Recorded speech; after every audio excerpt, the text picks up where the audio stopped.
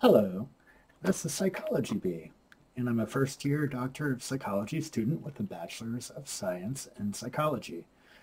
This channel is devoted to the field from a student's perspective.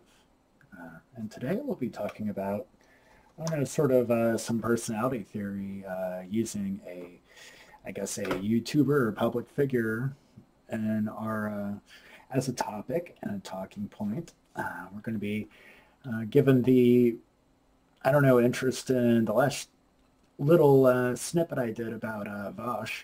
We were going to be looking at, yeah, this guy, um, and trying to see, I mean, obviously a familiarity with him is useful, and I'll be including some links to material that he didn't take down or that wasn't banned in the bottom so that you can catch back up if you need to. Most of his material is streaming though, and so it'll be like you can get a gist of it in shorter episodes, but yeah, he doesn't do really digestible work as far as like 10 minutes. You're pretty much spending a lot of time. So um, with that being in mind, I more want to do a little background about why I'm doing this and what the goals of this, I guess, this video or assignment is for me. Um, and it goes to illustrate, I think, I didn't start doing this until 300 level courses or capstones. And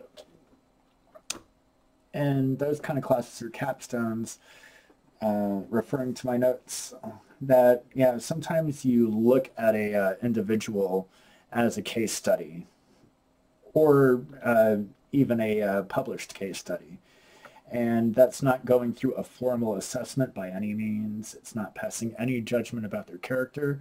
It's going through sort of what their behavior is, and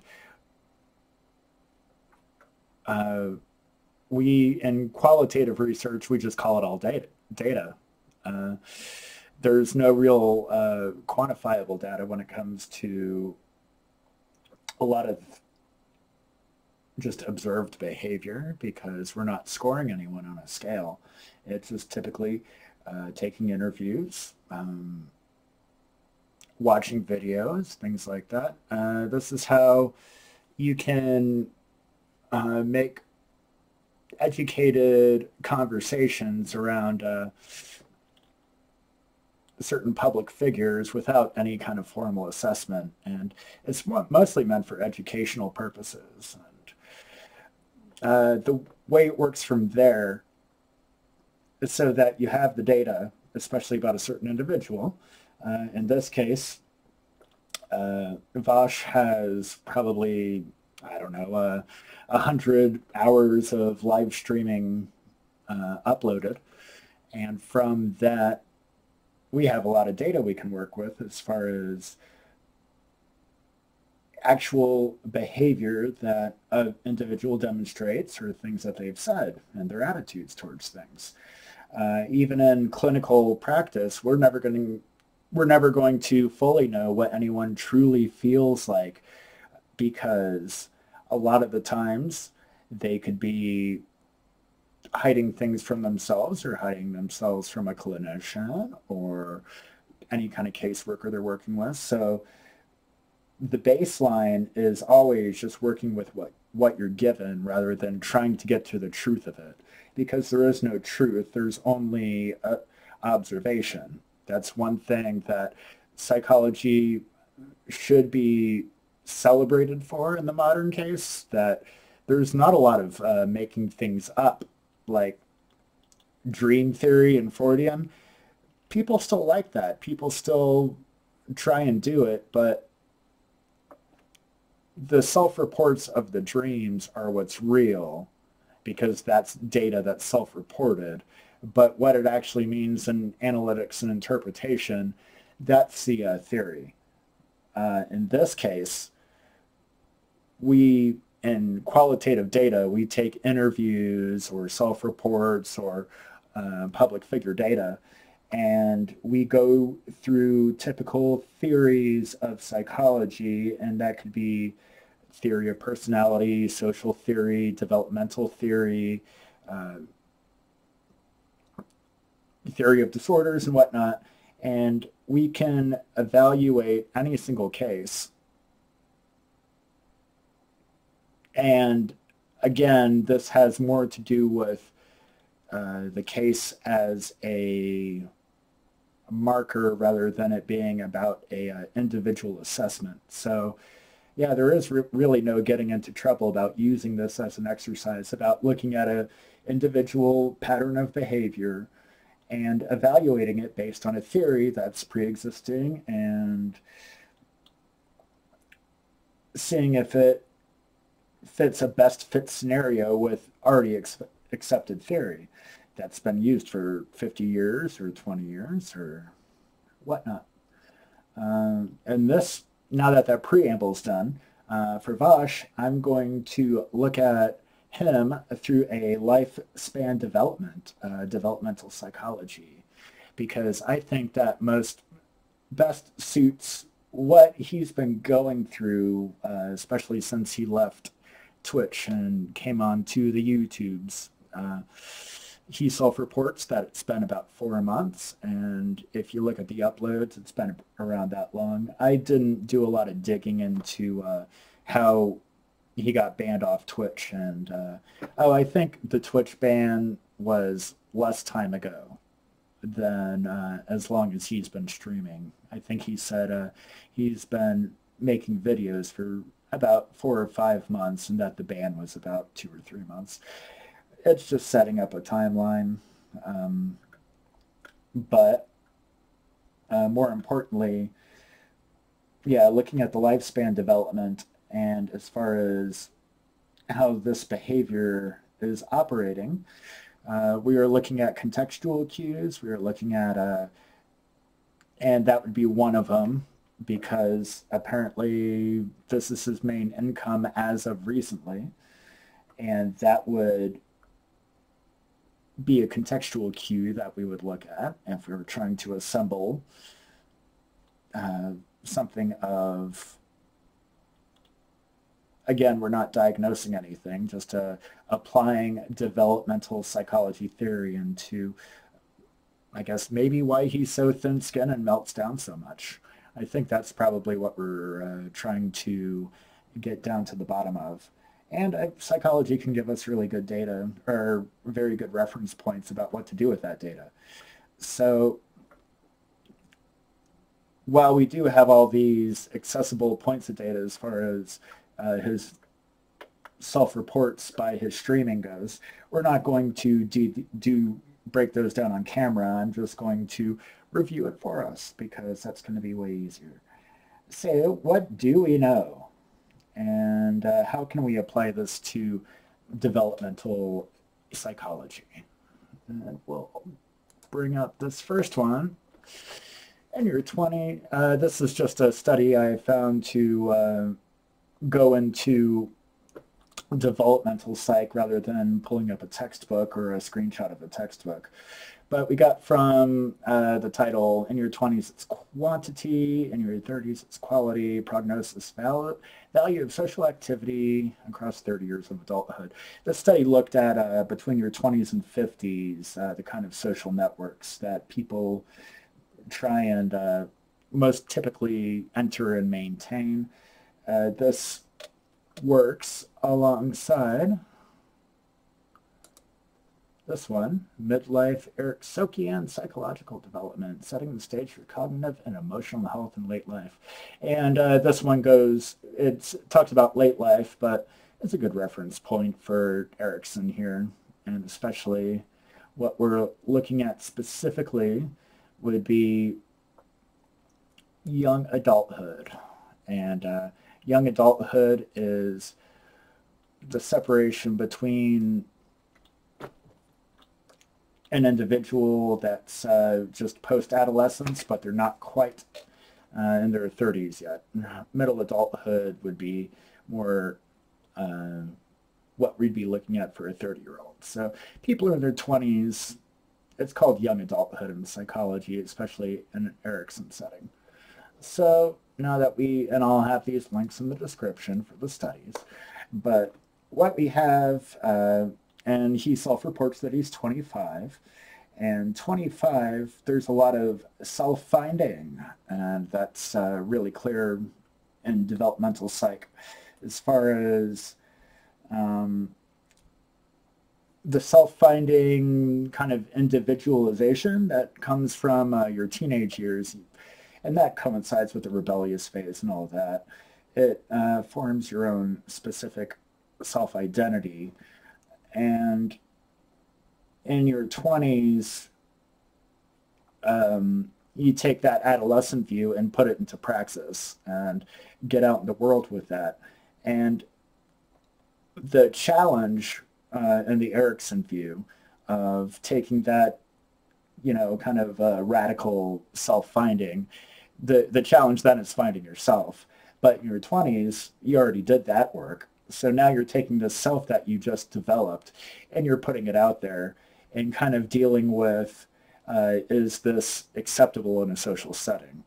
And so what this in your 20s is quantity. What it is a lot of validation seeking.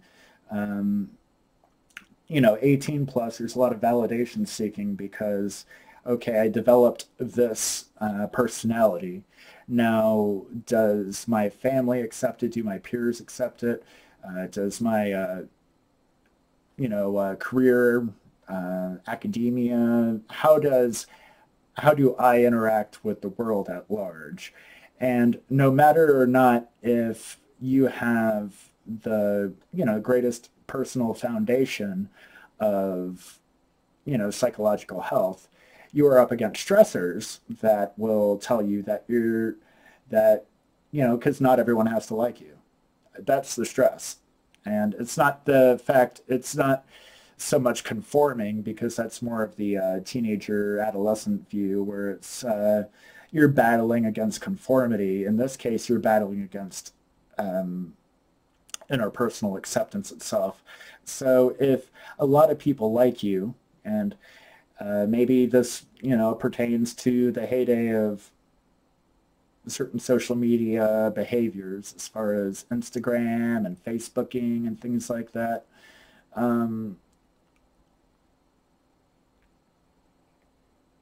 As far as collecting likes and views, that's certainly not going to be only a thing that 20-year-olds do, people from 18 to 30, but we do see a lot of data and other studies about why depression rates are so high and why interaction with social media is so inversely proportionate to like activity. So people will post things, and even if they get likes, they'll feel bad about it. Maybe it's the validation seeking that comes with this study and other studies like it, where people are looking for the quantity of their social network. They want large networks. They want a lot of, perhaps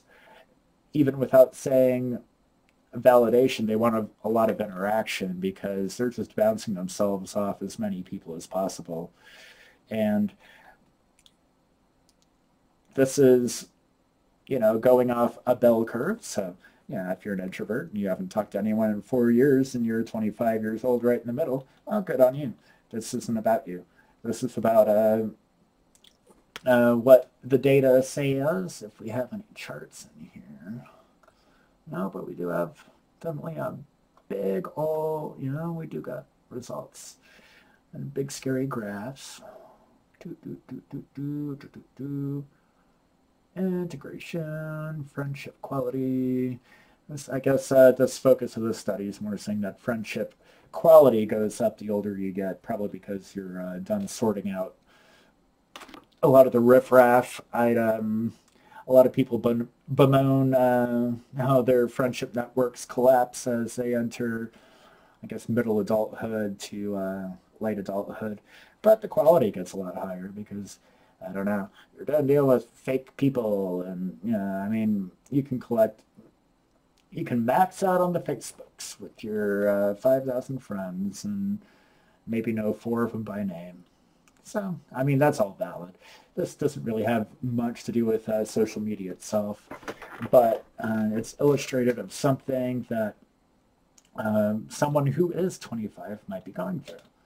So that's the whole quantity versus quality argument. Now, if we look at the other study, and the Erikson, that was Erikson. Yeah, I don't know why I can't get this to scroll over, but yeah, Wikipedia will find you the whole intimacy versus isolation, and that's what we're looking at here as far as the 20s go. And this takes things in a different direction than the previous study. This more has to do with the capacity for intimacy as far as a delineation of what's going on in the 20s.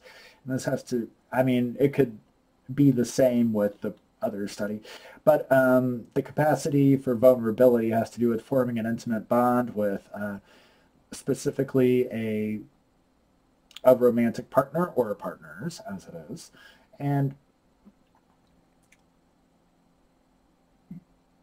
I think the big part is that it doesn't really have to do with intimacy and romantic intimacy in itself, because in recent years there's been a lot of studies done about people who've never married. This theory typically comes from the 50s through 90s. Erikson was kind of in its heyday.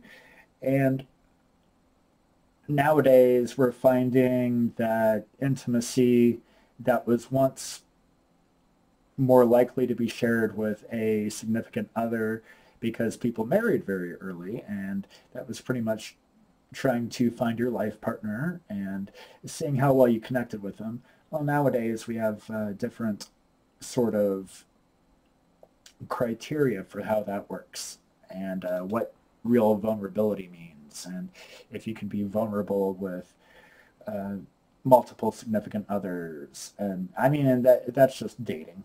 And if you could be vulnerable with family and vulnerable with, I guess in this case, the public. So I don't think anyone needs to be vulnerable with the public. I think we're setting a really weird bar when it comes to boundaries, and that's not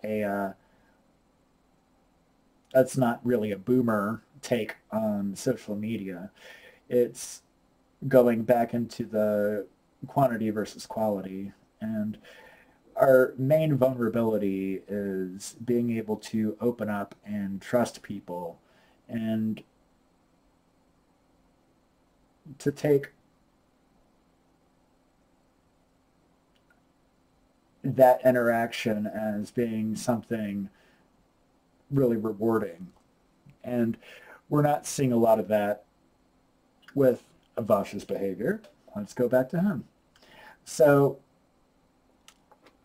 what we have is a 25-year-old that's going through a lot of, these are those very long-winded, which is baseline. That's just people that's just something that's somewhat universal about stages of life. And it's biosocial, so it comes about with that whole, I'm sure you've heard that the brain isn't fully developed until it's 25, and that's sort of the reason why that number keeps coming up.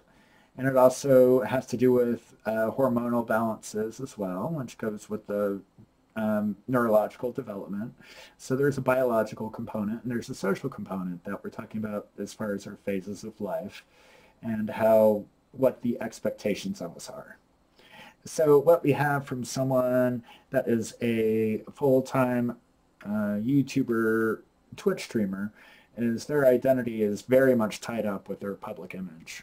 This is getting out of the way of these studies and getting more into, I suppose, more of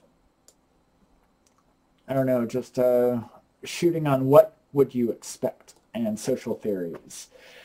That's a good still. I like it. But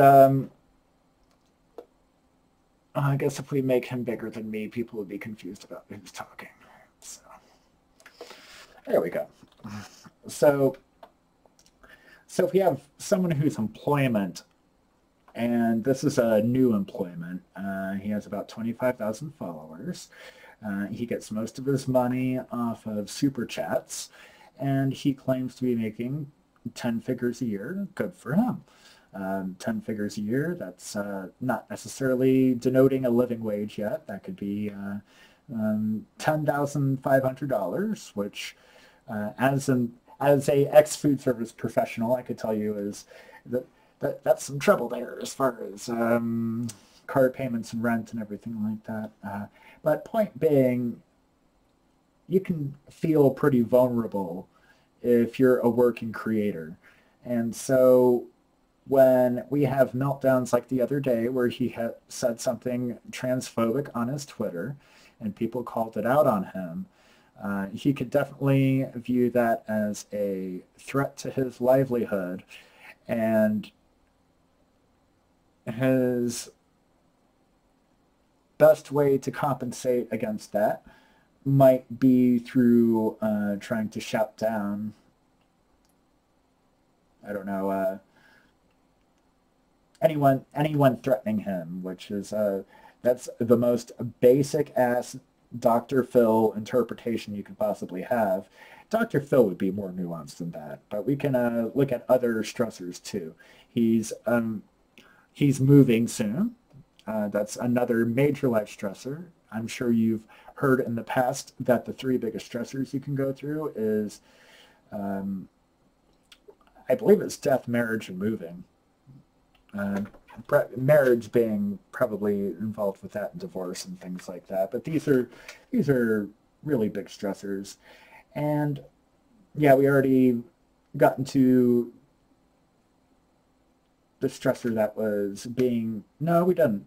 He got canceled in the once before when this entire thing started 5 months ago. So he's already on edge about having sexual harassment claims against him, and he's incredibly thin-skinned about that because he's said in the past that he doesn't feel like he deserved to be Me Too'd the first time. So now if he's going to get canceled again, it better be for a good reason, and it better, he says, there should be a better reason than saying, fuck you trans people, I don't like pronouns. I'm not going to keep this going much longer. We're at 23 minutes, so says the ticker. I'll try and wrap this up before we hit 30. But what are we looking at as far as a case study? Just so I can put a bow on it. We have someone that's in a vulnerable situation as far as these life-changing events, as far as his community. And we're going, remember, we already built theory that goes on quantity. So he keeps losing community. So the quantity of his, I guess, validation keeps shifting and keeps putting demands on him. This is not someone that would probably be well served by being very popular, and we've seen this in other media figures that are far more successful than 25,000 viewers. We see this when you hear of an Ariana Grande who's we're not looking at Twitter at that point. We're looking at just 1 billion YouTube views on XYZ, across the board. I'm sure her videos have 1 billion views worldwide. And they, denote really extreme depression at certain times. That has a lot to do with transitional life periods, and, that's biosocial components, but it's not just biology. It's not just having a predisposition towards depression as we'd see it. It has a lot to do with stress and environmental factors. And so when we take someone that's already in a vulnerable position and we put them in a career where they're talking not just making music videos, but 5 hours a day defending themselves. And this is definitely not a woe is me for Vaush. I have a lot of problems with how he views himself and interpersonal relationships and especially sexuality.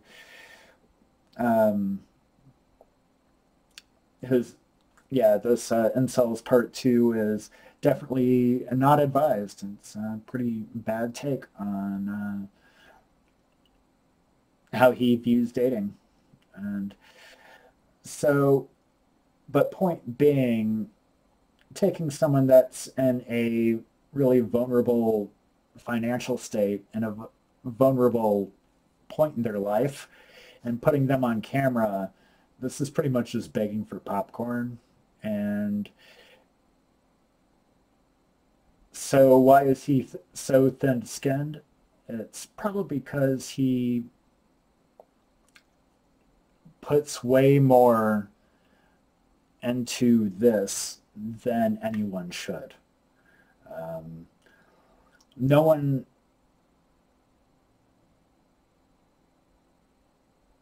one's livelihood, I don't know. Yeah, you make your own choices, but placing your livelihood into the whims of your own capacity to successfully navigate, I don't know, the sphere of the internets. And, it's something that you can get better at, but I think maturity is a thing where, like when he finally got called out by his engineer, White Nervosa, and White Nervosa just told him, she understood why he was upset, but he didn't need to be that upset, and he didn't need to take it out on the people who he has this weird parasocial relationship with. And it made it all really weird and gross. And that's something about him. That's not about the argument itself. He was in the wrong to begin with. That's a personal value statement by me. As far as psychology goes, we're looking at why was it impossible for him to back down. And I think the investment quota, looking at lifespan development theory, and looking at that sort of odd parasocial relationship, we can see that's where it went. And I hope we had some good talking points today. If you have any more questions to follow up with, I don't think we need to do any more videos about Vaush anytime soon. Unless we want to do one about incels, but we don't even need him for that. We got plenty of good material from other YouTubers that are not this dude. But yeah, thank you.